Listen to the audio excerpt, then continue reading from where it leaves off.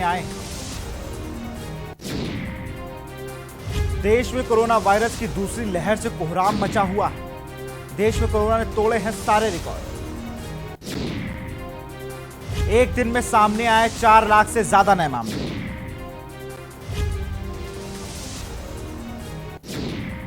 देश में कोरोना ने तोड़े सारे रिकॉर्ड। एक दिन में सामने आए 4 लाख से ज्यादा नए मामले।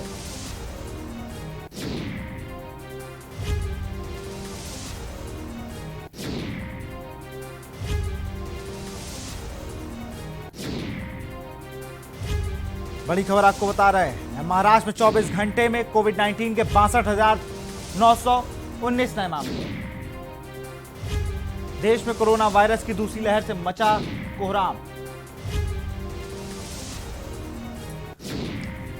एक दिन में सामने आए 4 लाख से ज्यादा नए मामले।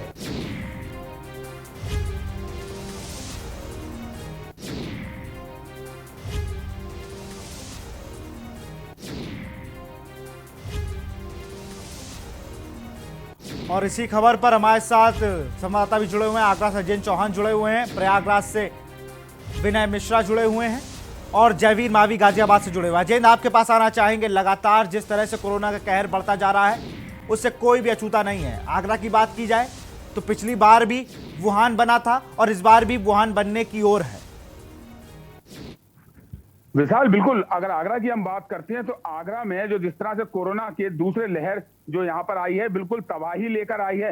ना सड़कों पर शमशान में भी लाइन लगी हुई है, वहीं ऑक्सीजन के लिए भी लाइन लगी हुई है, वहीं अस्पताल के बाहर भी लाइन लगी हुई है। जिस तरह से कल आंकड़े आए हैं, 893 नए मामले आए हैं, उसके बाद कहीं ना कहीं लोगों के मन में एक डर है। और जिस तरह से 83 घंटे का लॉकडाउन यहाँ आगरा में भी लगाया गया है और 7 कंटेनमेंट जोन बनाए गए हैं, जिसमें कि 3000 से ज्यादा पेशेंट कोरोना पॉजिटिव हुए थे।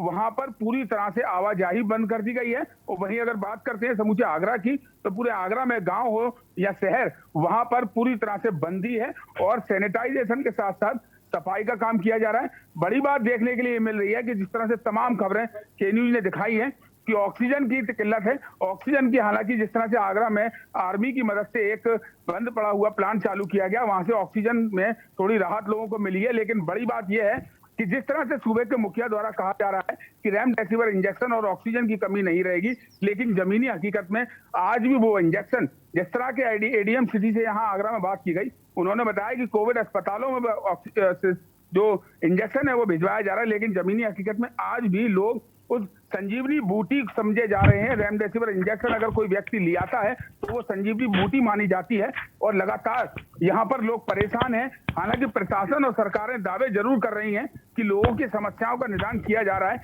लेकिन जमीनी हकीकत में आज भी एक बेड लोगों को मिलने में काफी परेशानी हो रही है। हालांकि प्रशासन की ओर से एक पोर्टल बनाया गया, जिस पोर्टल में जो आगरा के निजी प्राइवेट 26 अस्पताल कोविड हॉस्पिटल बनाए गए हैं, उनको अगर देखते हैं तो कहीं ना कहीं बेड खाली दिखाते हैं। लेकिन जब हकीकत में अस्पताल में अजय, ये आपने बड़ी बात कही कि निजी अस्पताल जो वो पॉजिटिव, मतलब वो बेड खाली क्यों नहीं दिखाते हैं, उसका एक कारण है। ये लोग क्या करते हैं कि इन अस्पतालों में काम चल रहा होता है, ये मजदूरों को बुलाते हैं, किसी अपने यहाँ स्वीपर की एक RT-PCR फर्जी रिपोर्ट तैयार करते हैं, उसको कर देते हैं पॉजिटिव, उनको भेज देते हैं घर।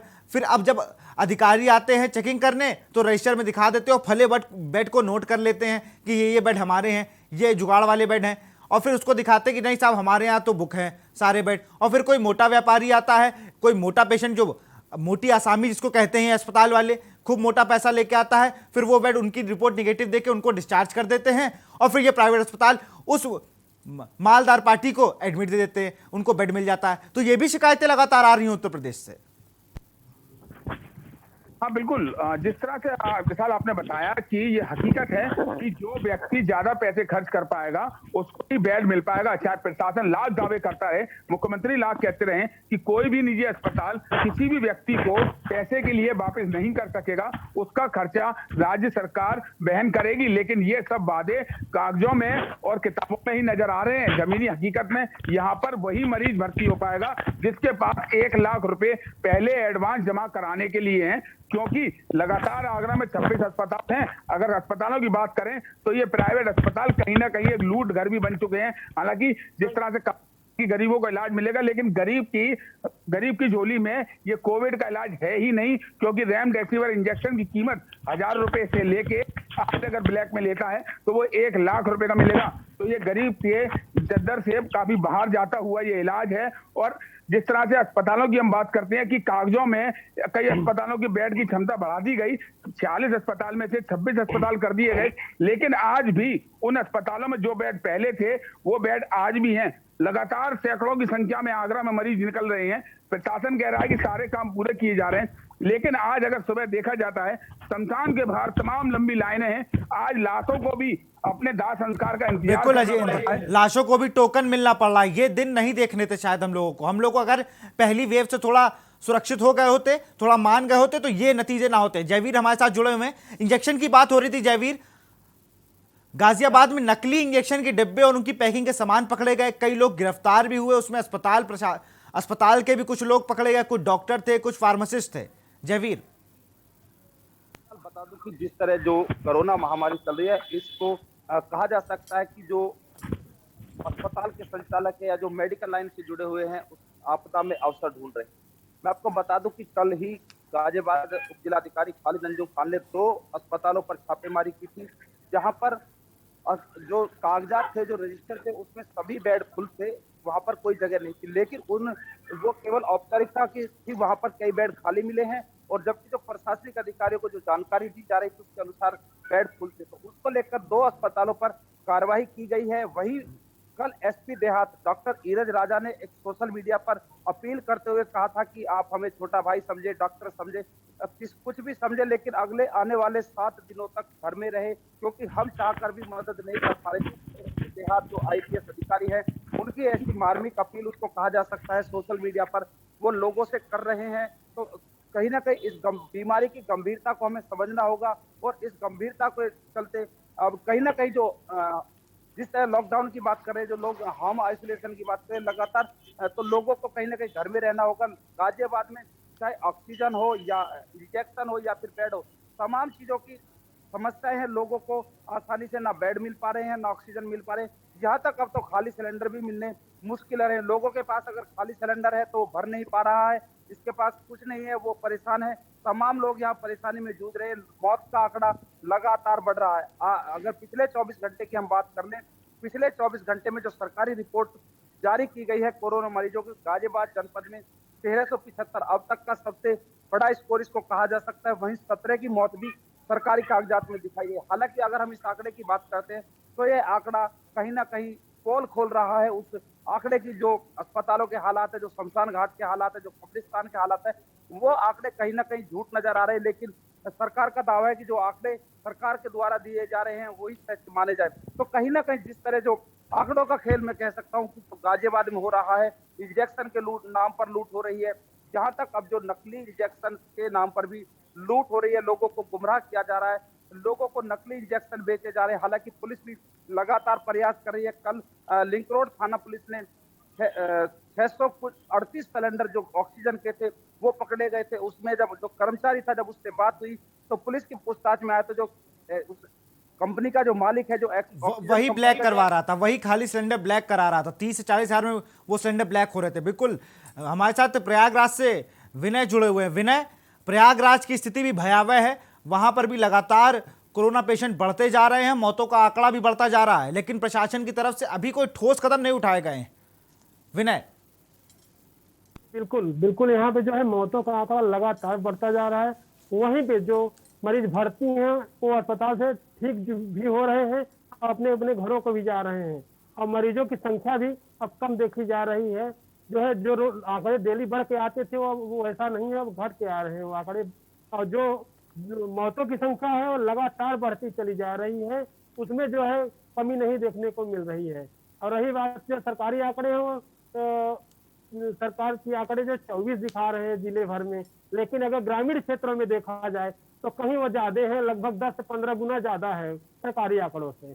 जी बिल्कुल अजेंद्र, जिस तरह से अभी वो जो प्लांट शुरू हुआ है, जिसको आर्मी ने रात में आकर इंस्टॉल किया और वो प्लांट यूज में आया, लेकिन एक बड़ा सवाल ये है ऑक्सीजन चलिए पर्याप्त है हमारे पास, हम ऑक्सीजन बहुत दे देंगे, लेकिन सिलेंडर की कालाबाजारी हो रही है। खाली सिलेंडर लोगों को नहीं मिल रहे हैं, छोटा सिलेंडर 10 से 15,000 रुपए पे मिल रहा है नया, वो ब्लैक कर रहे हैं। अभी जयवीर हमारे साथ सहयोगी गाजियाबाद जुड़े, वो बता रहे हैं जो प्लांट का मालिक था वही खाली सिलेंडर ब्लैक करा रहा था। ऐसी घटनाएं आगरा में भी हो रही हैं।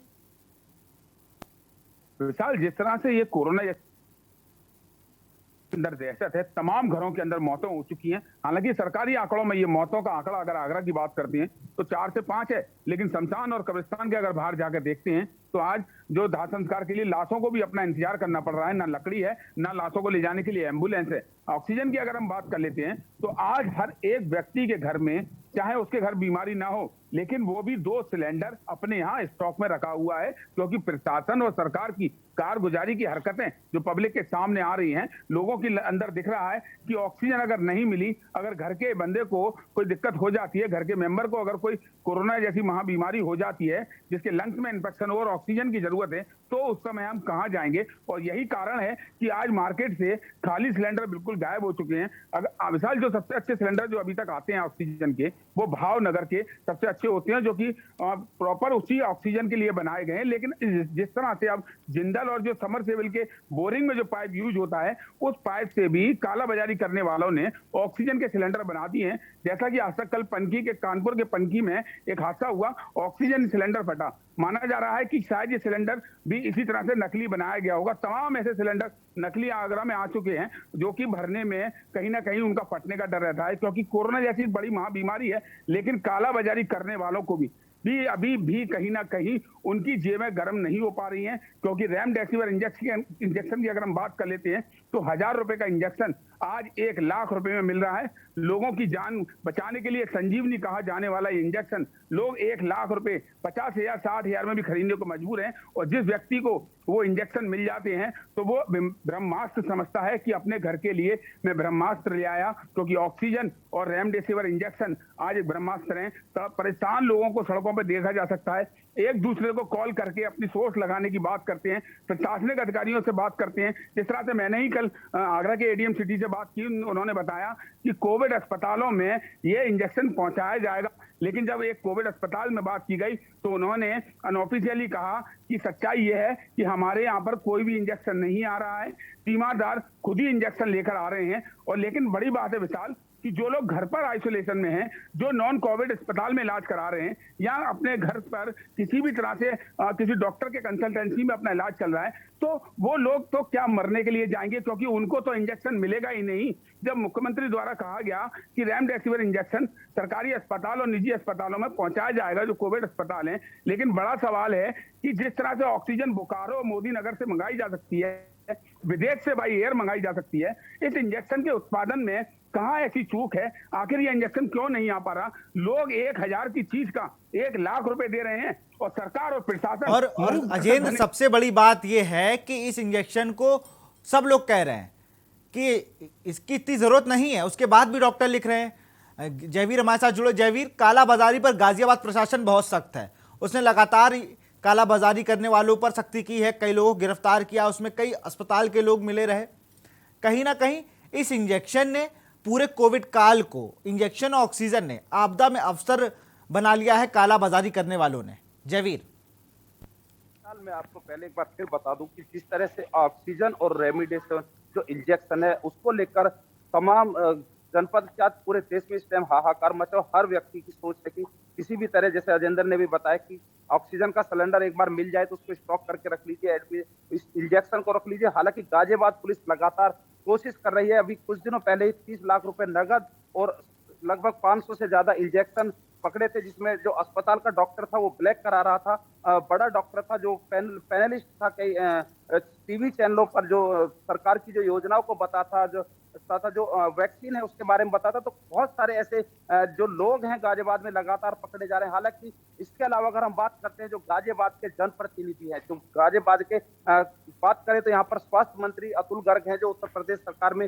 राज्य मंत्री है, वो मदद नहीं कर पा रहे, वो क्षेत्र में नहीं नजर आ रहे हैं। गाजियाबाद सांसद जनरल वीके सिंह यहाँ पर नहीं मिल रहे हैं। लोग लगातार सोशल मीडिया पर उन्हें ढूंढ रहे हैं, लोग लगातार सोशल मीडिया पर ऐसी पोस्ट कर रहे हैं कि जो सांसद है वो गायब है, तमाम विधायक यहाँ पर गायब है। लोनी विधायक की बात करें तो लगातार दौरे करते हैं, दावे करते हैं और संजीवनी जैसी लाने की बात करते हैं, लेकिन उन्हीं के विधानसभा क्षेत्र में देर रात जो हॉस्पिटल था जगमोहन मल्टी स्पेशलिटी हॉस्पिटल, उसमें केवल 2 सिलेंडर थे। तमाम मरीजों को उन्होंने बाहर निकाल दिया, तमाम लोगों को नोटिस पकड़ा दिया। ऐसे में विधायक की जिम्मेदारी बनती है कि वो उन लोगों को ऑक्सीजन उपलब्ध कराए, लेकिन विधायक केवल सोशल मीडिया पर बात करते हैं, सोशल मीडिया पर ही लोगों को एक तरह से कह सकता हूं कि गुमराह करने की बात करते हैं कि लोनी में कोई ऑक्सीजन की कमी नहीं है, हॉस्पिटल की कमी नहीं है।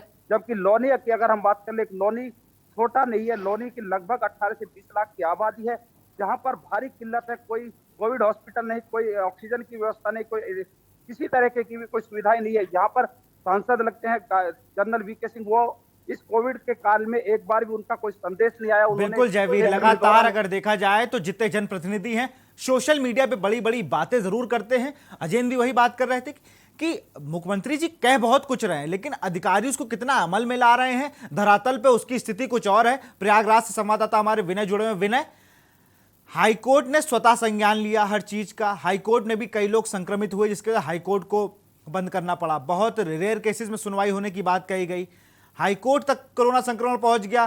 प्रयागराज की अगर बात की जाए तो एडीजी साहब बहुत बातें करते हैं कि मैंने ये कर दिया, वो कर दिया, तमाम बातें चलती हैं वहां पर। प्रशासनिक अमला बहुत बातें करता है कि रात में जो कर्फ्यू है उसका पूरा पालन। मैं कल की आपको बात बताऊं, कल 4 लोग, मैं सोशल मीडिया पे देख रहा था कि कल 4 लोग रात में 12 बजे फेसबुक पर आते हैं और बताते हैं मैं इस फला जगह पे हूं, मैं चौक में हूं। ये प्रयागराज की मैं बात बता रहा हूं विनय, और वहां पर कोई पुलिस नहीं होती है, या तो पुलिस चुनाव की ड्यूटी में लगी हुई है और जो लगी है वो इसको रोकने में नाकाम है। विनय जी बिल्कुल जी, जो है प्रयागराज पुलिस जो है एडीजी हो चाहे पुलिस कप्तान हो, लगातार जो है लोगों को जागरूकता के माध्यम से जागरूक भी कर रहे हैं, लोगों को समझा भी रहे हैं। लेकिन जो है जनता जो है जागरूक होने के लिए जो है कहीं ना कहीं वो जागरूक नहीं हो पा रही है, मतलब समझ नहीं रहे परिस्थितियों को। आज भी जो है मार्केट खुले हैं, प्रशासन की सुन नहीं रहा है कोई, प्रशासन लाभ समझाने का प्रयास कर रही है, लेकिन लोग जो है मानने को तैयार नहीं है। जी नहीं, बिल्कुल विनय, ये आप सही कह रहे हैं, लोग मानने को तैयार नहीं, प्रशासन भी तो मानने को तैयार नहीं है। दुकान अजेंद्र, आप भी कोरोना कर्फ्यू लगा हुआ है, फ्राइडे से लग गया है 7 बजे से, तो कहीं ना कहीं ये भी बात है कि प्रशासन, लोग नहीं मान रहे हैं, लोग नहीं बंद कर रहे हैं, तो प्रशासन की भी कुछ दायित्व है कि प्रशासन भी बंद कराए आके। अब वो सिर्फ ये कह दे कि लोग हमारी बात नहीं मान रहे, तो फिर आप काहे के एसएसपी भाई साहब? अजेंद्र बिल्कुल विशाल, जिस तरह से 83 घंटे का यहाँ उत्तर प्रदेश में लॉकडाउन किया गया है, जो कि शुक्रवार रात से लेके शनिवार, इतवार और सोमवार तक ये लॉकडाउन है। 83 घंटे का लॉकडाउन है। आगरा की अगर हम बात करते हैं तो आगरा में जिस तरह से, आगरा ही नहीं पूरे उत्तर प्रदेश में कल पंचायत चुनाव का परिणाम आना है। 2 तारीख है। चुनाव में ड्यूटी में पुलिस गई हुई थी, कुछ वापस आ चुकी है, कुछ अभी भी ड्यूटी में लगे हुए हैं। लेकिन आगरा में अगर देखा जाए तो लोगों के अंदर डर कहीं ना कहीं है। तमाम मार्केट यहाँ पर बंद है। हालांकि गली की अगर बात करते हैं तो गलियों में 1-2 दुकानें जरूर खुली होंगी, लेकिन पूरी तरह से यहाँ पर बंदी का असर देखने के लिए मिल रहा है। लेकिन बड़ी बात यह है, जिस तरह से गाजियाबाद से हमारे साथी जयवीर मावी ने बताया कि वहां के जनप्रतिनिधियों को लोग सोशल मीडिया पर ढूंढ रहे हैं, तो यही हालात आगरा के भी हैं विशाल। यहाँ पर 9 विधायक, 1 मेयर, 2 सांसद हैं। हालांकि 1-2 दिन तो ये लोग दिख जाते हैं, लेकिन अगर जमीनी हकीकत में बात की जाए तो वीआईपीओ की तरह आज भी, जिस तरह से कल के न्यूज ने एक सवाल पूछा था कि वीआईपी सब पर भारी हैं, आज भी विशाल आगरा में वीआईपी सिस्टम पर भारी हैं। हालांकि जनप्रतिनिधि देखा तो जरूर जाएंगे, लेकिन जिस तरह से लोगों के सोशल मीडिया पे लोग कहीं ना कहीं एक बुराई करते नजर आ रहे हैं कि वोट के समय तो लोग ये दिखते हैं, लेकिन आज जब जनता पब्लिक मर रही है, क्योंकि उसी पब्लिक के वोट से ये लोग माननीय कहलाए गए हैं, और माननीय के साथ साथ तमाम अपनी सुख सुविधाओं को भोग रहे हैं, और उन भोगने के वजह से ये भूल चुके हैं कि आखिर इस जनता की कहीं ना कहीं मदद कर सकते। कुछ लोग अपनी सांसद निधि में से निधि दे देते हैं, जैसे कि इन्होंने अपने पास तो कुछ दिया, वो निधि भी जनता का ही पैसा है। तमाम परेशानियां आगरा में देखने के लिए मिल रही हैं। सड़कों पर लोग रोते हुए ऑक्सीजन सिलेंडर ऑटो में ले जाते दिखाई दिए जा सकते हैं। विशाल, ऐसा समय यहाँ पर कभी नहीं देखा गया। जो आगरा के अब हालात हैं वो हालात बद से बदतर हैं। प्रशासन चाहे लाख दावे करे, लेकिन हर एक व्यक्ति कहीं ना कहीं ऑक्सीजन के लिए फोन करता नजर आ जाएगा या तरसता हुआ नजर आएगा। वहीं दूसरा ब्रह्मास्त्र रेमडेसिविर इंजेक्शन के लिए जिसकी गुंजाइश है वो खरीद पा रहा है, और जिसकी गुंजाइश नहीं है वो कहीं ना कहीं नम आंखों से चुप बैठा हुआ है, क्योंकि उसके पास 1,000 रुपए का इंजेक्शन 1 लाख रुपए लेने में उसकी गुंजाइश नहीं है।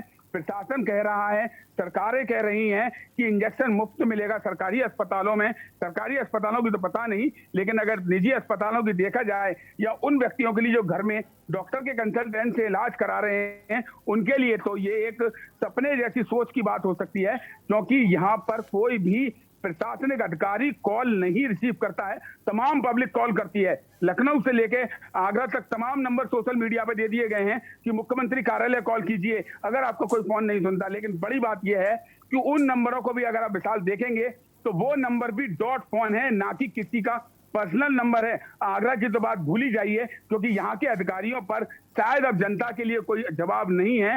हालांकि जिस तरह से 2 दिन पहले ही अग्रवाल गैस प्लांट का शुभारंभ आर्मी की मदद से हुआ, तो हमने भी कहा कि लोगों को शायद ऑक्सीजन के लिए राहत है, लेकिन एक झूठ लगातार सामने ये आ रहा है कि जिस तरह से जो कोविड अस्पतालों का पोर्टल बनाया गया है, वहां पर अस्पताल में बेड खाली दिखा दिए जाते हैं, लेकिन हकीकत यह है कि अगर 50 बेड का अस्पताल है तो वहां सिर्फ 4 से 5 वेंटिलेटर हैं। वाई पैप भी यहाँ अस्पतालों को नहीं मिल रहा है। जिस तरह से अस्पताल संचालकों ने बताया कि वाई पैप जो होता है वो कहीं ना कहीं मरीज के वेंटिलेटर में भी काम आ सकता है। 25,000 की कीमत का वो वाई पैप आज 1 लाख रुपए में भी अस्पताल संचालकों को नहीं मिल रहा है। जिसके पास ज्यादा दाम है, जिसकी ज्यादा सोर्स है और जो वीआईपी है, वही वेंटिलेटर पर आज है। अगर देखा जाए तमाम मौतें आगरा में हो चुकी हैं। सरकारी आंकड़े भले ही 4 से 5 मौत बताएं, लेकिन शमशान और कब्रिस्तान गवाह है उस बात को कि आज वहां चिता जलाने के लिए जगह के साथ साथ लकड़ी भी कम पड़ गई।